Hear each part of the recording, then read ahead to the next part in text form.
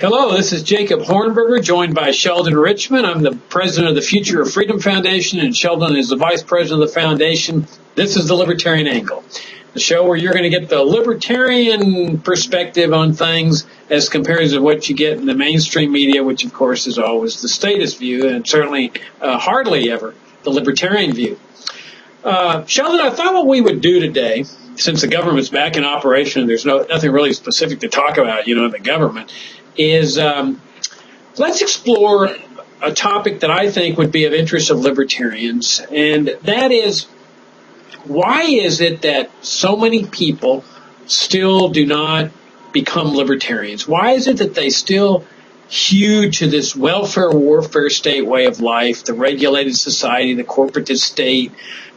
Why is it that they won't come around to our position? Now, I'm not, of course, talking to anybody. The libertarian movement continues to grow. There's more and more people self-describing as libertarians. But by and large, I would say that most Americans are still not ready, including maybe some libertarians, to actually dismantle the welfare state, the warfare state, the regulated society, and achieve a free society in our land, a land where there's no welfare state programs, where there's no warfare state programs, empire, national security state, and so forth, no drug war, in which there is a separation of economy in the state, charity in the state, education in the state. Public schooling is another good example of where people just won't let go. So I thought we would discuss this subject and see what ramifications it has for the future of liberty in America. What do you think? Well, it is a great topic of conversation. Of course, in half an hour we can only scratch the surface. It's not an easy thing to answer. There could be almost as many reasons as there are people. There could be a lot of different reasons why people don't see things the way libertarians do. Just to start with, a lot of people, of course, have not encountered libertarianism for one reason or another, so they don't even know about it, and so they're pretty much sort of riding along, with inertia, riding along the wave of stuff they've learned from an early age in school and through parents, and then it's reinforced by friends and mainstream media, and they never really seriously question it. There's a temperament that says if something seems they hardly ever hear it, a particular point of view. They assume it can't be right because they would have heard it before this, certainly. I think there is that attitude. If they do come in contact with libertarianism, say in adulthood, they may think, well, this can't be true. I never heard it before. There is sort of that mindset. So there can be a lot of reasons. That's the first one I would start with. A lot of people simply have not come in contact with it, and most people are not just going to think it up themselves. Yeah, I agree with you that which is really an argument as to why we should be continuing to share libertarian ideas with people and injecting them into the marketplace, because there's always the possibility that when a person does encounter libertarianism, there's that aha moment where it says, wow, I'd never thought about that before, and it's something I want to explore. If they never hear it, then obviously the probability is almost a definite certainty that they're going to just remain mired in their statism. And my feeling is that, a lot of people honestly believe they're free. This is part of the problem. I think the best way to describe the American people generally is through Johann Goethe's famous line that none are more hopelessly enslaved than those who falsely believe they are free. And I really think that captures the plight of the American people, except for the libertarians. They honestly think this is a free society. And so it's inculcated in them from the first grade, the Pledge of Allegiance and so forth. And every school teacher, their parents, that this is freedom. You're an American. You live in a free enterprise country. So when they go to big sporting events, they stand up, and patriotically get tears in their eyes and say, gosh, I live in a free country. And they honestly believe it. And so really they're the biggest slave of all if they're not truly free, which is, of course, what we libertarians say. And so when they encounter libertarians, they're just shocked. Like, what do you mean we're not free? How can you libertarians say we're not free? And some of them will listen and they'll consider and explore. And that's my personal experience. What happened to me, I was an ardent leftist liberal in the corrupted sense of the term. I believe government should be helping out the poor and so forth. And libertarianism changed my life. I saw how true this philosophy was. But I think it's very, very threatening to people that have lived their entire lives honestly believing they're free. Well, most people don't think rigorously about philosophical issues, including political philosophical issues. So they don't make a study of what is freedom exactly. I mean, they do realize that they, unlike other places, they can walk down the street, or they can go from state to state. They can move within the United States, and they don't need permission. So there's sort of this general idea that they have freedom of action. And at that level, they do. I mean, you don't constantly need permission. If you look at some of the, you look at the experience in totalitarian states or even highly authoritarian states, they're much more intrusive than ours is at the surface level and even in important ways. So people start off with this sense, plus they're told they're free, as you pointed out, and then they may also hear this common mixing up by pundits and other types of government and cooperation. I mean, I hear this all the time when you listen to pundits on television.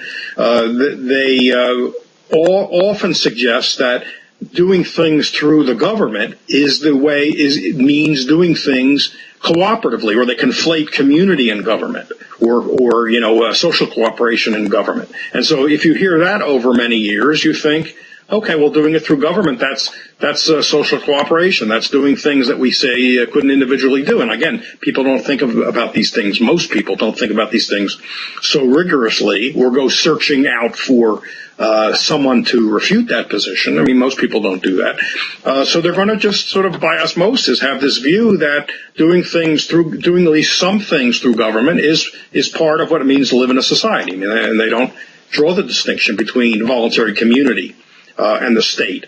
They don't see what the government does as coercion, unless it's some very flagrant examples of it. The rules are different. They've grown up believing the rules for what the government can do are different from the rules that individuals can do. That's why if you ask them, if I go around my neighborhood with a gun or threatening force against my neighbors who don't turn over a portion of their income so I can feed the hungry, they'll readily say that that's criminal. And I should be stopped from doing that and tried and punished for armed robbery.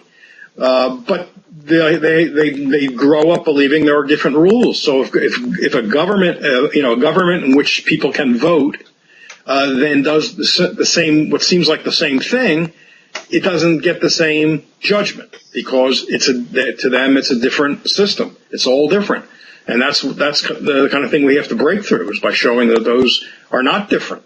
That the fact that it's people vote for so-called representatives and then they vote to put these things in doesn't change the moral rules, and that they have the same we have to levy the same judgment as we would on individuals.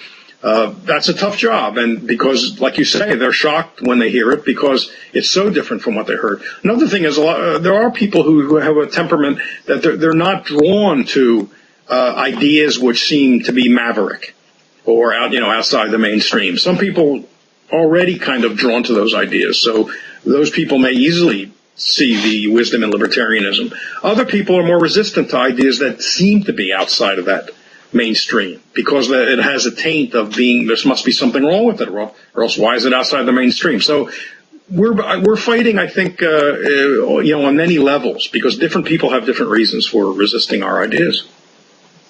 Yeah, I think it's sort of sometimes a definitional thing that people get into their minds what freedom means. And so to them it's, well, as long as I can publish what I want to publish, or I can read whatever I want to read, and I can speak my mind whenever I want, I can criticize the government, and unlike totalitarian countries, I'm not sent to jail. I have religious liberty. Like you say, I can travel, I can take vacations, I can get a job. And so in their minds, they're inculcated with the notion that that's all that freedom means. And as long as you've got those things, you're a free person. And, an interesting phenomenon is the young people of today, like about 20 years old, they believe they're free, despite the fact that they're going through these TSA checkpoints. And, we look at it and find these things abhorrent with respect to freedom. But these kids don't, at least many of them don't, because for them, it's just part of how they've lived, how they've grown up. And so they've now been inculcated with the notion that this is part and parcel of a free society. So on the welfare state side, our job as libertarians, it seems to me, is a difficult one, because we're talking about what should the role of government be in economic activity. So that, a statist would certainly understand that you shouldn't be able to vote people to go to church. The majority shouldn't be able to rule on whether you should go to church or not. But we take it over to the economic side, that a person's income should not be subject to majority vote. That what he does with his money and his property, that he should be free to engage in enterprise and occupation without a license or a permit or other type of government permission. And on the civil liberties side, we find all this TSA stuff, NSA, to be abhorrent, a violation of fundamental civil liberties. And so we look at it dismantling both the warfare state, which produces all the violations of the civil liberties and the constant warfare and constant crises, and the dismantling of the welfare state, because people should be free to decide how to live their lives economically and not subject to majority vote. That raises the whole concept of freedom to a much higher level. And we ask of people, decide for yourself what should be the legitimate role of government in a free society. And of course, I haven't even gotten into the drug war, but I'll pass it back to you on that basis. Well, I think on the welfare state side, I believe a lot of people see it. Again, they don't verbalize this, but I think it's just sort of the equivalent of their attitude. I think worked out to this. They see the state. They conflate it with society, so they're seeing it as one thing, as equivalent to like a mutual aid society. Now, they may not know that term, but I think their attitude is: look, you pay in, you work, they take a percentage of your money. Maybe too much. But so we got to, elect people who might lower that a little bit. So some people might think that. But the point is, you're paying in, and then if you, have hit on some hard times, or you reach 65, or whatever the criteria may be for the various programs, you then get to draw on it. Now that has, in very broad outline, some similarity to the old voluntary mutual aid societies, right? You paid in while you were working, and then if you qualified to withdraw benefits, you then withdrew benefits, whatever the case may be, for medical care or for, like I say, pension or whatever it might be. So I think people, the libertarians point out the differences between these two things, but most people, who haven't encountered libertarianism don't think about it very rigorously. And so I think that's kind of how they see it. Like I said, they don't exactly verbalize it, but they think, okay, look, we're all in this big club. And sure, you pay in, and I wish we didn't have to pay in so much. Some of them may say that. But on the other hand, when it comes time to draw out, then, okay, those are the rules. I'm part of this association. I think that's how a lot of people see it.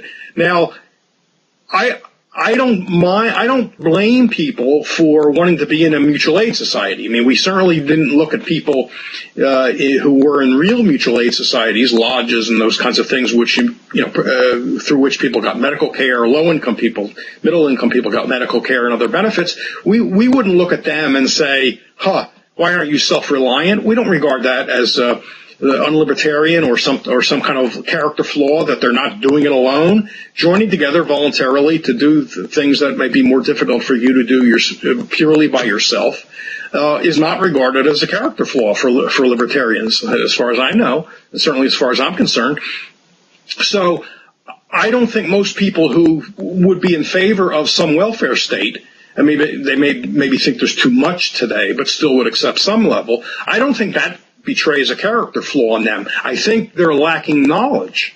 They're lacking, first of all, the moral distinction between what's voluntary and what's coercive, and then they're also lacking the economic knowledge that when it's done through private and voluntary methods, it's not only going to be morally superior, but it's going to be also more efficient and better at serving the members of the clubs than when the state does it. So that's my sort of attitude. I'm not down on people who accept the welfare state. I'm not talking about people who want to turn it into like a total thing, who ideologically want the government to be running everything. I don't have a whole lot of patience with people like that. But someone who's willing to take some level of the welfare state, I'd rather approach them sympathetically and explain that the government is not very good at providing these sort of little islands of certainty in a world of uncertainty, which is why people were drawn to the mutual aid societies in the first place. Life is uncertain. You don't know what's going to happen tomorrow. This is what insurance is all about. I don't blame people for trying to create a little bit of security in their lives in a world of uncertainty. And so I think we need to be patient with people who are willing to accept the welfare state and explain that, number one, it's morally, like I say, morally flawed because it relies on coercion, and number two, because of that, it's going to be economically flawed. It's not going to be as good as it could be if it were in the private market. Yeah, it's interesting that I think people can see the problem with applying that community type feeling that the government's part of us and we're the government and we're all working together. If it were to come to, say, deciding what people could read or deciding which church they were going to go to, that I think people can see that there's an important limitation here, that we don't want government, even if it's 90% majority rule, here deciding where we go to church. It's not a cooperative family type decision, that each family, each person should make these decisions on his own. And all we libertarians are saying is that same principle should apply to the welfare state, to what you do with your own money. What you do with your own money, donate it, share it, keep it, whatever, is no different in principle than your decisions on whether to go to church or not. And I think there's two levels that we argue at. I mean, one is the utilitarian level. Does the whole thing work? And I think we can see after, 50, 60 years, 80 years of the welfare state, that it doesn't work. And we've got out of control spending, which is, of course, combined with the warfare state. You've got out of control debt. You've got people that are dependent on the government. They feel like it would be hopeless to try to make do in life without government assistance. And you got all the regulations and so forth. And so I think there's a lack of faith in freedom. That freedom really does work. And I think that's one of the things that distinguishes us libertarians.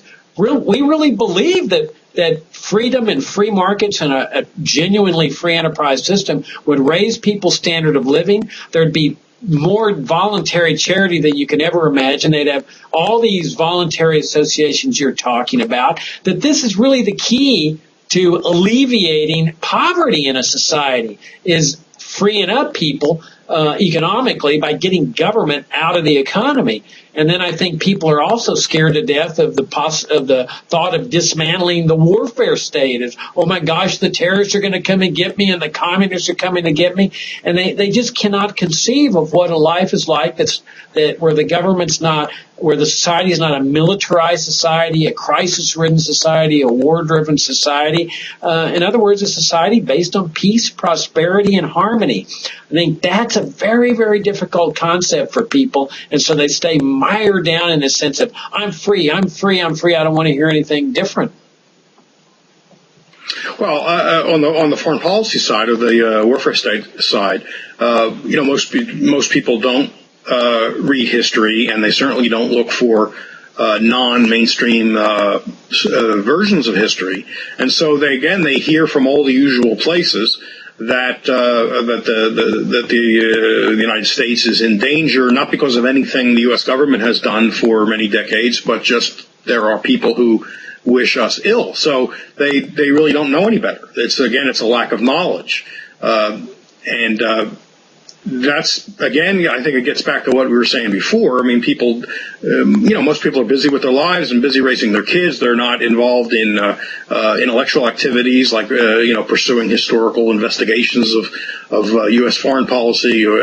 And so they're going to tend to believe what they're hearing, what seems to be reinforced from almost all quarters, namely that to take an example, we were attacked on 9/11, and this was the result of just people who don't like us or don't like our way of life, and that the U.S. was minding its own business up until then, or wasn't doing anything to hurt anybody up until then. I mean, most people just sort of absorb that through the media, from their educational experience, just from things they hear, and then of course the politicians take advantage of this by repeating it, reinforcing it, and then when something does happen, they say, "See, we have to be more vigilant because people will attack us while we're just minding our own business," and people don't have an independent source of information. I mean, it's available, but you have to know to look for it. You have to come in contact with it. With in the internet days, of course, it's easy to find alternative versions of this history, but you still have to know it's there to be looked at, and you have to have the desire to look at it. And so all those things are coming together, which keeps people resistant to our ideas. And it's a tough job. Look, if it wasn't a tough job, we would have convinced a whole lot more people much earlier than this. Well, yeah, it's a tough job, but it's certainly not an impossible job. I mean, you look at what we do here, like here at FFF or any of the libertarian think tanks or foundations. I mean, we're putting out into the marketplace of ideas a certain vision, and our vision here at FFF is an uncompromising case for the free society. And so we don't want to reform these government programs, welfare state, warfare state programs. We want to dismantle them, because through the dismantling is what you're left with is a free society.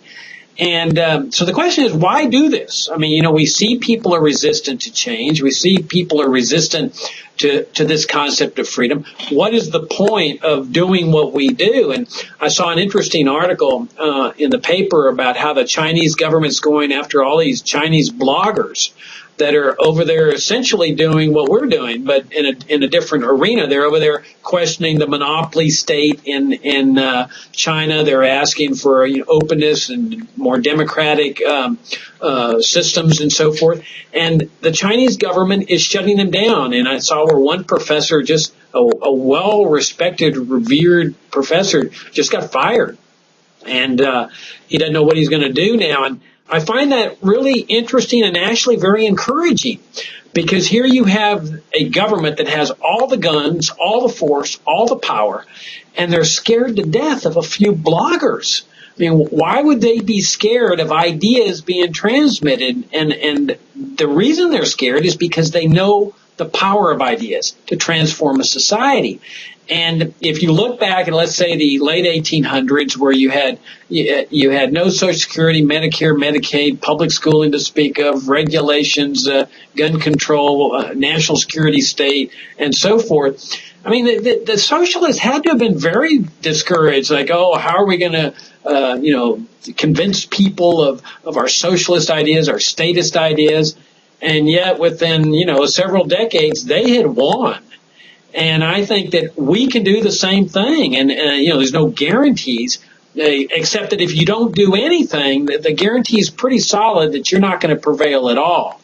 And so what we do is we look for people that have a natural sympathy toward libertarianism, but also we're planting seeds in people's minds that are open-minded, that are willing to consider something different, that know something's wrong in this country, with the idea that, hey, we can shift society, we can change America and indirectly change the world. Yeah, and I think our responsibility is to never be satisfied with our means of our rhetorical approaches to people. We always need to be paying attention to how they're seeing things, so we know how to talk to them and become better versed in our own philosophy, because we could always be better at persuading people, at reaching people, at getting through their defenses. One thing I think people should read is Benjamin Constant's very excellent essay from the early 19th century. He was a 19th century French liberal, called "The Liberty of the Ancients Compared with the Liberty of the Moderns." And he pointed out that there are these two distinct notions of liberty, and this is certainly what we've been talking about today.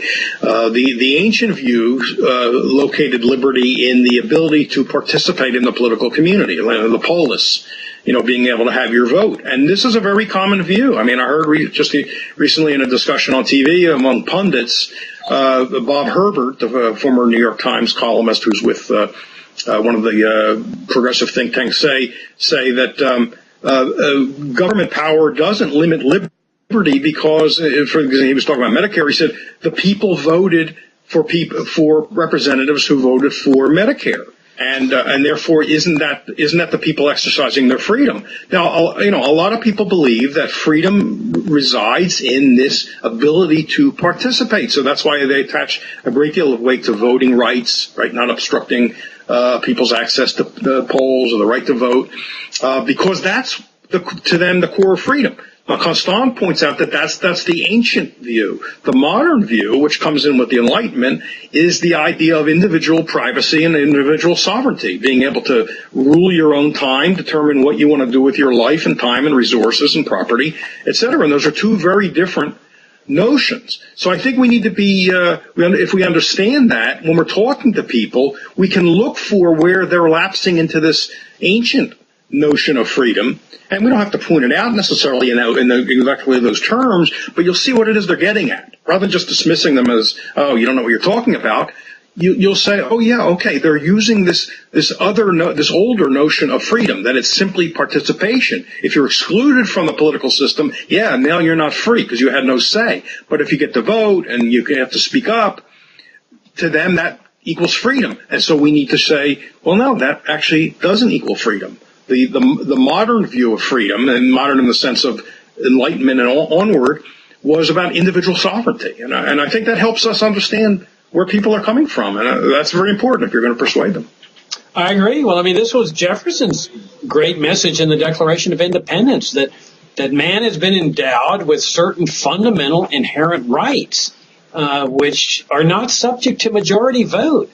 And like I said earlier, everybody can understand that. I mean, that's what the First Amendment was about. Congress shall pass no law respecting the establishment of religion or interfering with freedom of the press, freedom of religion, and so forth. And so we think of it in terms that, okay, people can vote, they can put in different people in office. There's peaceful regime change operations as compared to revolutions and civil wars and so forth. But there's a limit on what the majority can do with this vote. And that's what I found so attractive about libertarianism. It's simply taking this principle that we apply every day to religion and speech and press and so forth, and saying that same principle applies with economic liberty. That is, that economic liberty should be enshrined right there with religious liberty, intellectual liberty, and so forth. And your point about how we expound these ideas, I totally agree with you. Leonard Reed used to talk about the importance of self-improvement. What's the best way to advance liberty? Work on yourself. Improve your understanding. Search out internet, books, articles, or whatever, ways to improve your understanding, because then you're able to make the better case for liberty when you're called upon to do so. And there's a great quote I remember seeing many years ago that had a big impact on me, and it's, nothing worse can befall a good cause than to have it ineptly defended. And so what I see our job here as libertarians and people who have discovered libertarianism is continue working on ourselves to improve our message, keep spreading that message, because we're building a foundation for an opportunity in the future that we can't even foresee. I mean, imagine the disaster if some opportunity came along where people said, yeah, let's consider a different way, and we libertarians weren't ready for that. And I think that's what we need to be doing right now, is we keep preparing the ground for an opportunity that may arise in the future, unforeseen, in which a giant shift can take place in society, preferably in a libertarian direction. Well, yeah, I agree with that. I think my first book that I got of Leonard Reed's was called Talking to Myself, and I think the subtitle was something like The Only Person I Was Commissioned to Reform, namely myself. And his view was that if you become a lifelong student of liberty and understand it deeply and never are satisfied with the level of your knowledge, you're going to be like that, that bit of light in a dark room. You're going to attract people to you. They're going to hear something you say and come over and ask some questions. And I think that still is a good strategy. It really means never being totally satisfied with ourselves, with our knowledge, and keep improving. And as a result of that, we'll find a larger and larger audience. We'll be better, even if we're just operating at the personal level, not writing, but just speaking to people we meet and friends and family. We'll be even better at that. And then, of course, if you're also writing, that will make you a better advocate and more persuasive. And it always means respecting the people you're talking to, and that's very, very important. It's easy to feel like, I have knowledge you don't have. Somehow I must be better than you, and that of course is off-putting, and there's no way to persuade people. So you have to have respect. They haven't come in contact with this yet. Give them a break. Show them the implications of Jefferson's words about life, liberty, and the pursuit of happiness, or all men are created equal. I mean, it's not immediately obvious to everybody. So let's be patient and teach. Yeah, as one gets more and more into the study of liberty, he realizes that he remains a student forever. That he's never at a point where he can lord it over anyone and say, well, this is the way it should be, because the more he steeps himself into it, the more he realizes he doesn't know. So in a sense, we're all students of liberty, and we're simply trying to move our society in that free direction. Well, we're out of time. Hope you enjoyed the show. This is the Libertarian Angle. Come and visit our website. We got articles being published every day at fff.org, and we've also got some great events coming up. This show, the Libertarian Angle, Sheldon and I are taking on the road to college campuses in conjunction with the Young Americans for Liberty in November. If you're in the Southeast, check out the schedule. It's going to be, I think, a really fun, enjoyable, intellectual event. We've got libertarians coming, but we're also encouraging them to bring non-libertarians, because we're going to be discussing the fundamentals of libertarianism, how they apply to the burning issues of the day. So we got some exciting stuff coming up. We got our Economic Liberty Lecture Series this week with Ed Crane, former president of the Cato Institute. I'm sure that's going to be great if you're here in the area at George Mason University, but we'll be videotaping it as always and posting it online. So we're doing some great stuff, and hope you'll check us out, and we'll see you next time.